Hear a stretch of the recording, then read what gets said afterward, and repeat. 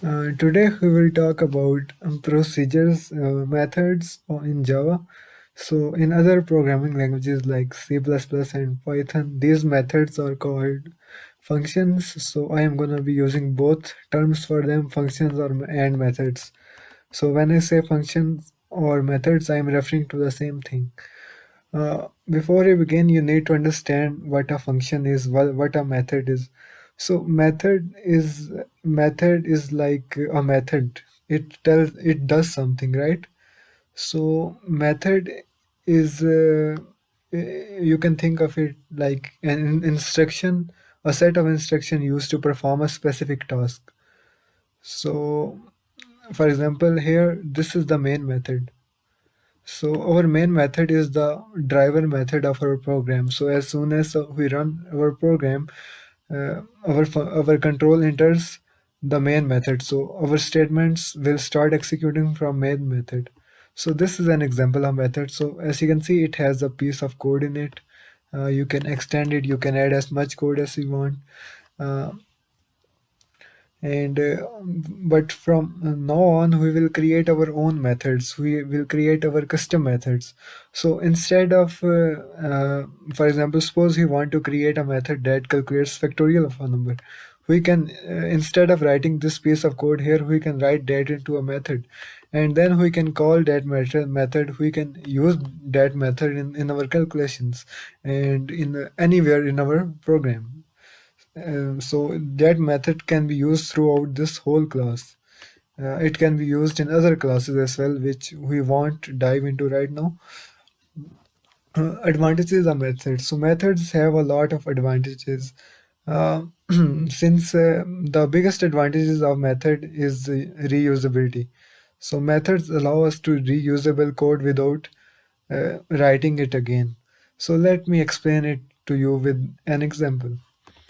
So here I have a program, a simple program which calculates factorial of a number. So as you can see, we can take the input from the user as well. But for now, I don't want that. Uh, I just I have declared a simple variable called num, and I have set it to 25. So now we will calculate the factorial of 25. So this part will calculate the factorial of 25. So let's run it. As you can see, factorial is getting calculated here. So methods, this is a simple piece of code. So suppose after calculating the factorial of 25, suppose we want to calculate factorial of another number, like let's say 5. So after calculating the factorial of 5, we need to calculate factorial of 25, we need to calculate factorial of 5. In that case, we will first have to write num is equal to 5, that is, change its value. Then we have to reset the value of f back. So here, this is the current value of f, but we need f to be 1. So we can carry our calculations from the beginning. So or what you can do, you can instead of using f, we can create a new variable, like let's say in fact, like we can create this variable, for example. So we can do that as well, but for now, let's just reset the value of f, since it's better than creating a new variable.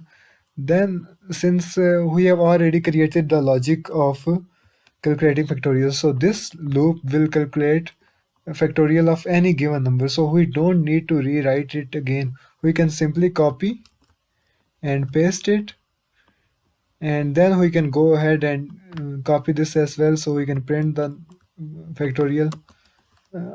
So let's run our program. So now it is doing what we wanted. It is calculating uh, factorial of both numbers. But you see, i- this code is redundant. We are writing the exact same thing with just exact same thing. Just the value of num is changed. Everything else is exactly the same. So when we have a piece of code which will be used again and again, we write it in a function. So we create a function and we write the code in that function. Then whenever we need to execute that code, we can simply call that function. So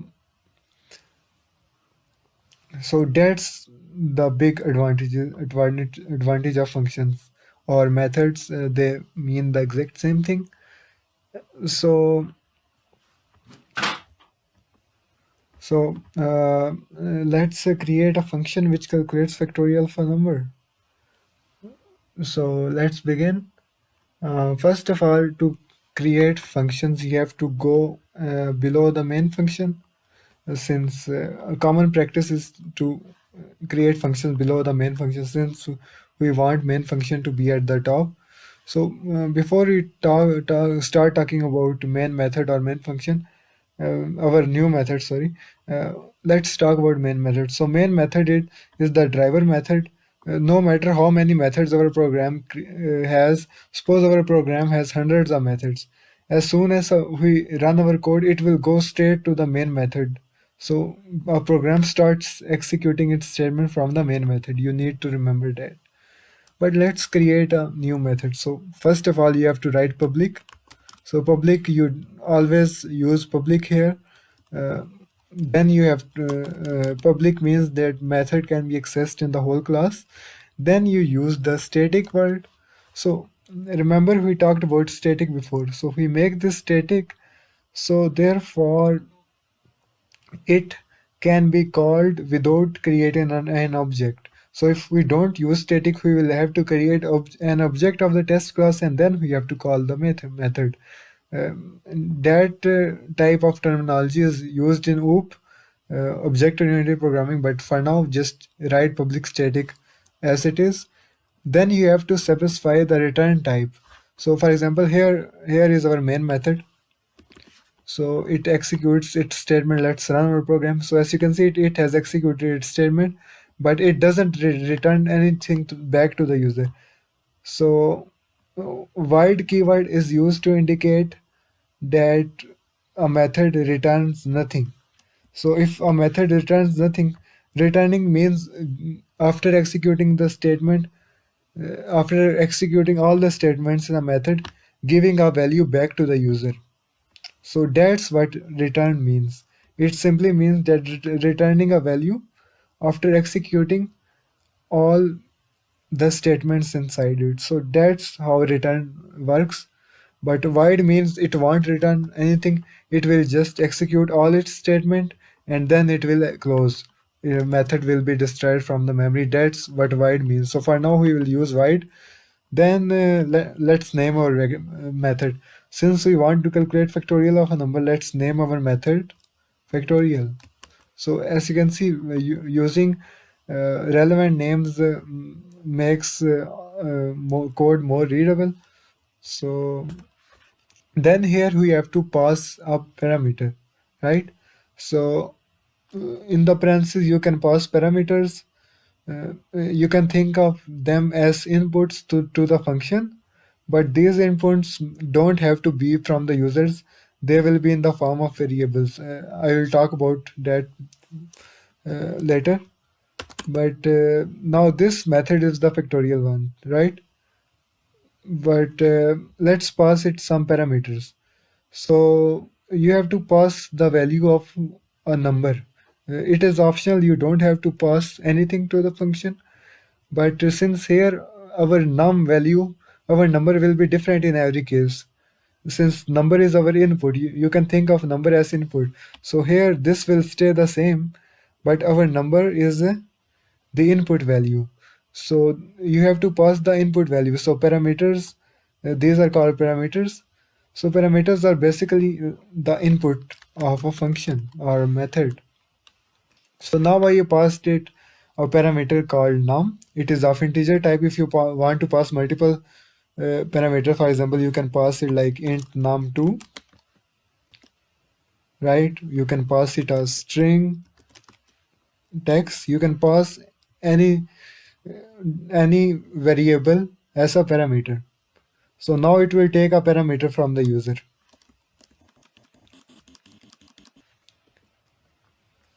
So now inside we create logic of the uh, function. So let's create a variable called f. One more thing, since we have passed in the int num, we have passed in an integer variable to this method, we don't have to create it. If we create it again, we will face an error. As you can see, it is giving an error, right? Since it's a duplicate name. So if you pass, since you have passed in the num variable, it means that it has been auto created into this function, and the assigned value has been already initialized to it. Like let's suppose we enter 10, but we will look at it later. For now, you need to remember, since we have passed it, it has been auto created into this method. Then we have to write our logic, which is very simple.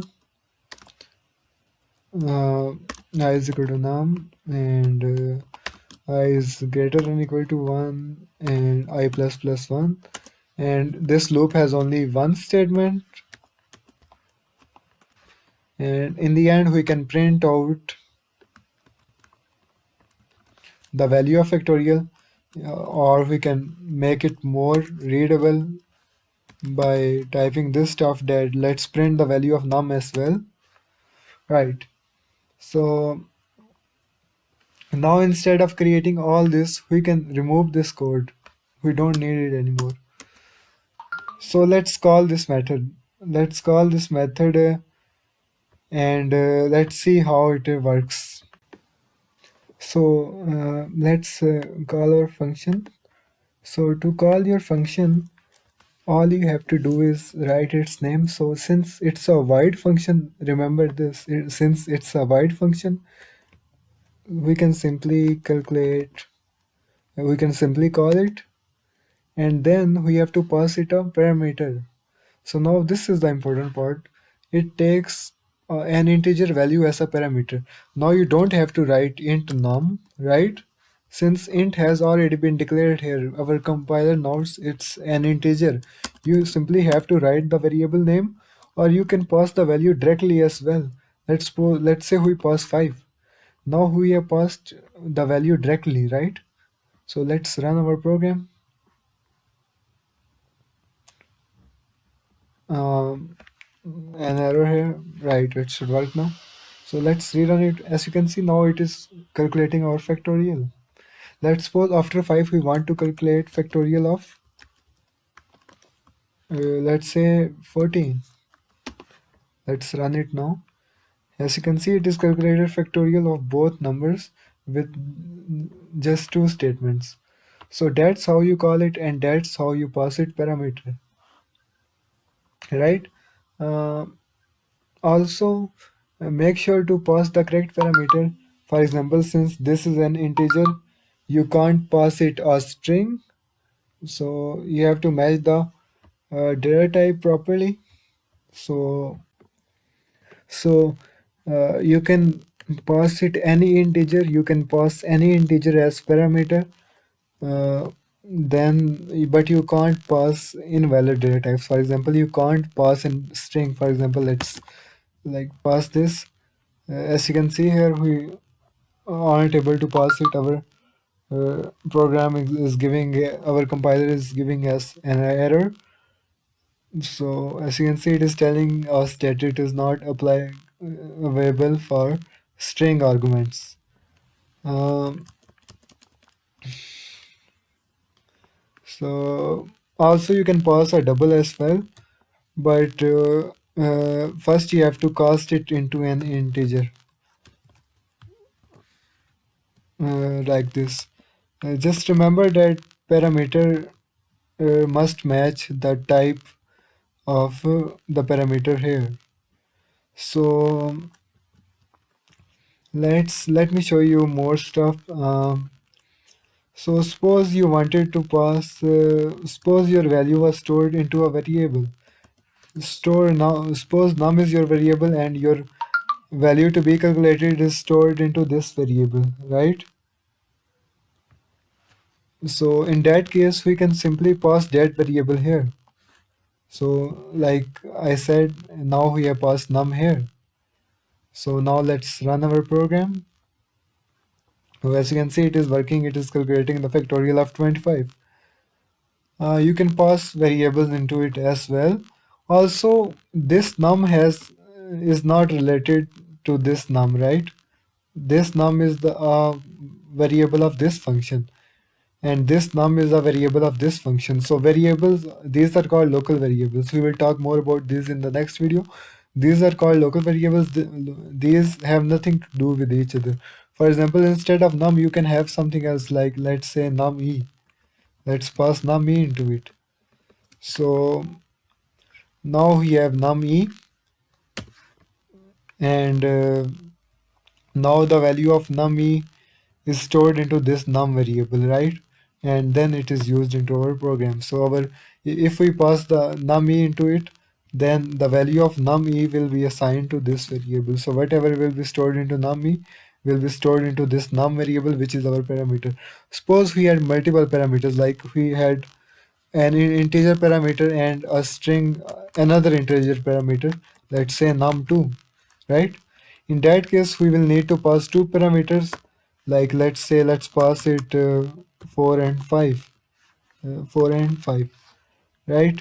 Um, and remember, the order matters. Since 4 is our first variable, it will be assigned to this first variable. And since 5 is our second variable, since it will be assigned to the second parameter, so order of parameter matters. And instead of passing this, you can pass variables as well. Just simply calculate two variable, like we can simply pass num e and f here. And remember, these variables are limited to this function only. This function has its own variables. They are not connected in any way. For example, I can remove f here since it is not needed anymore. Simply let's remove it, and let's uh,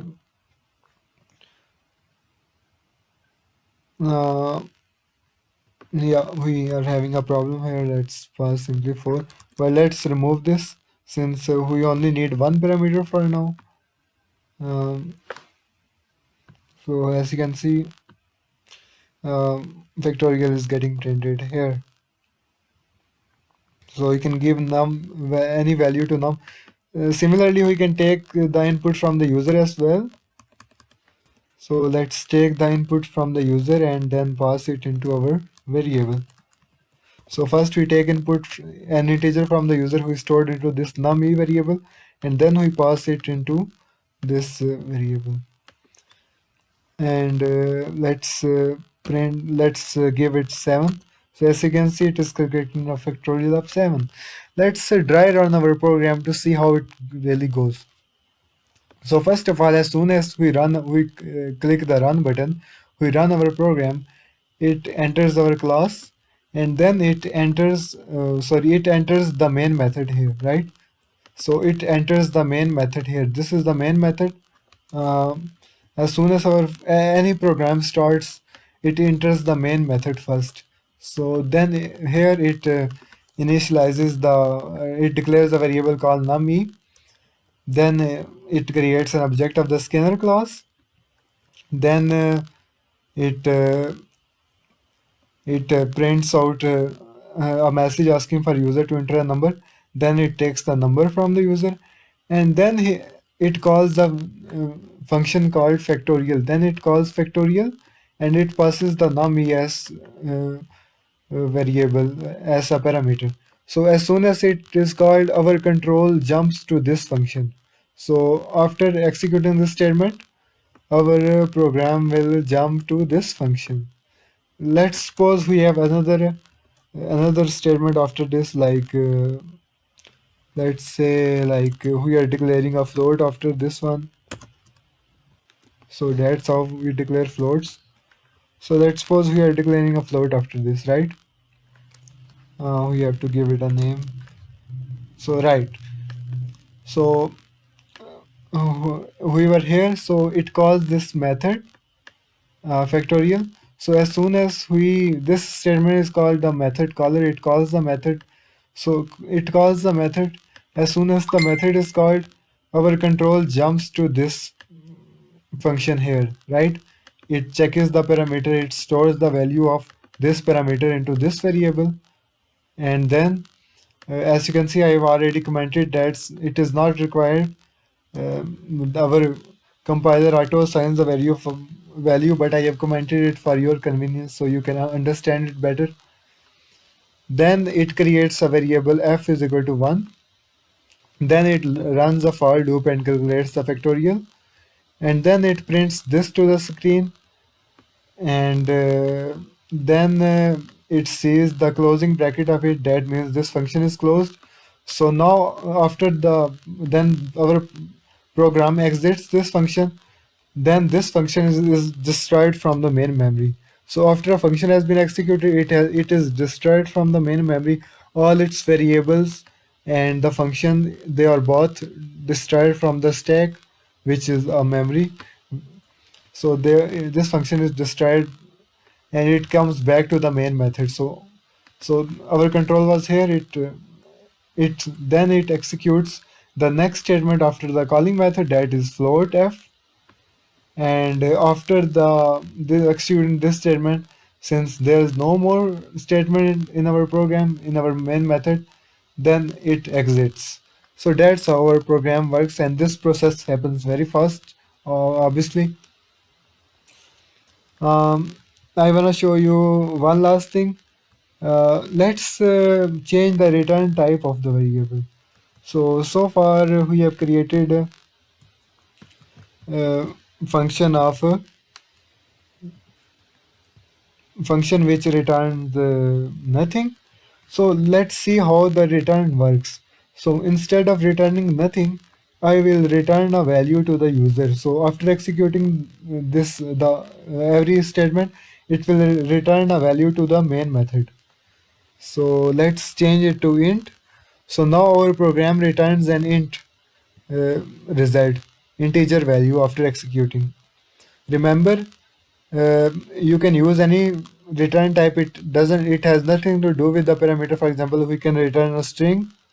As you can see, it is valid. Similarly, we can return a boolean or a double. But for now, let's return an int. So everything else will stay the same, but now we don't want to print it here. Suppose you want to calculate the factorial, and then you want to add the factorial into another number, right? You suppose you want to add the factorial into another number, or you want to use the factorial of the number into other calculation. So for now you don't want to print this result. You don't want to print the result. You just want the value of factorial. In that case, we use return statement to return a value. So it can be used in other calculations. So let's use return. Return statement is used to return a value. So since this is int, it must return an integer. Here we want to return the value of factorial.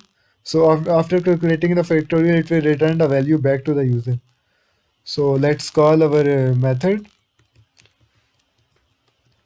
Let's pass it the parameter of num e, right? And now it is returning the value as 1. Well, so let's run our program. Let's enter 6 here. So now we have entered 6 here.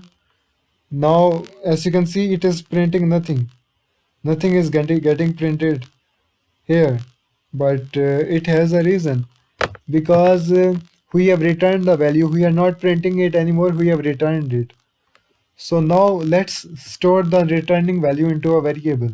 So let's create a new variable. Let's call it fact. You can call it any name you want. And then let's store the value of fact.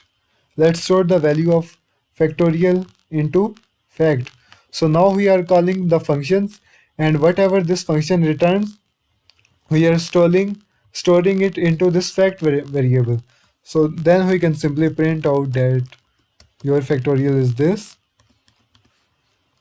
dot out dot print ln.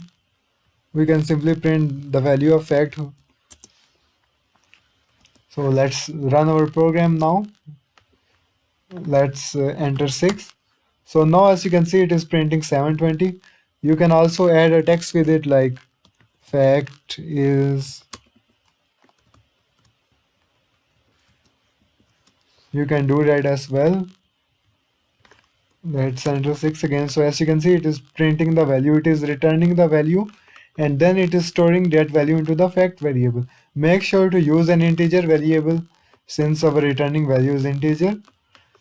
Um, so this is the basic of return statement. So that's how return statements work. You can return anything you want, for example, but before I show you, I want to show you one more thing. Let's see the application of number. Let's suppose you have to calculate a program which calculates factorial and then it adds 100 into it. So after calculating factorial, we want to add 100 into this, and then we want to print the value. So first we will calculate the factorial of the number from the user, and then we will add fact plus 100. We are adding 100 into this value, this variable, and we are storing it into the same variable. You can create a new variable. So let's run our program. Let's see what it gives. So let's give it 6. So now as you can see, it is giving us 820. We have returned that value and we have used that value in our calculation.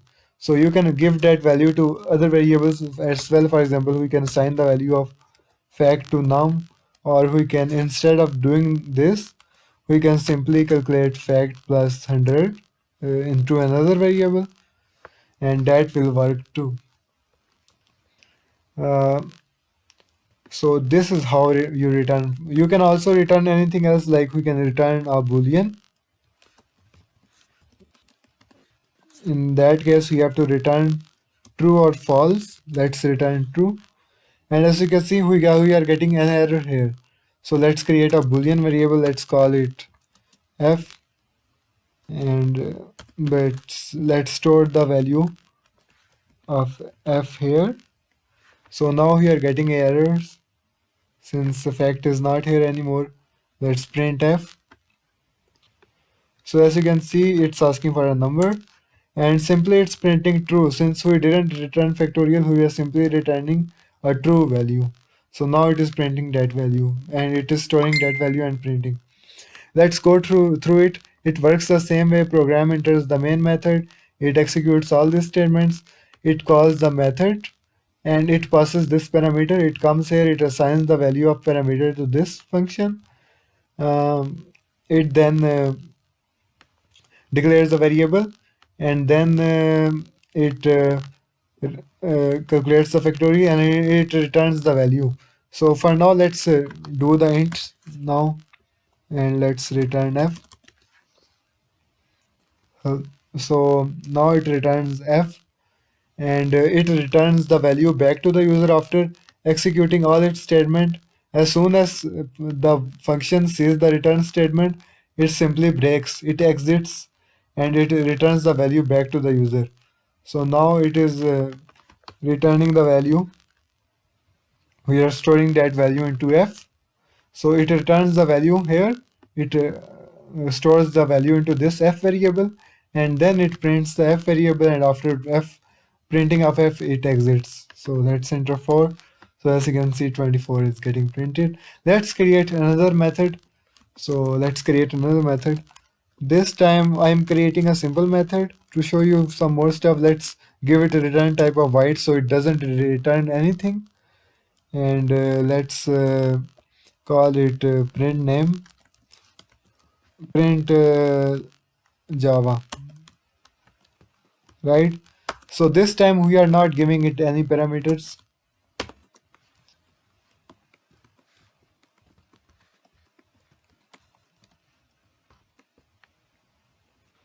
Let's simply print this is Java. We can add more statement into this, but for now let's add this as only. Let's delete this all since we don't need it anymore, and let's call this method called print Java. So now as you can see, we have simply called that method. Since it has no parameters, we don't need to pass any parameters. We can simply call the method here. and now we can run it.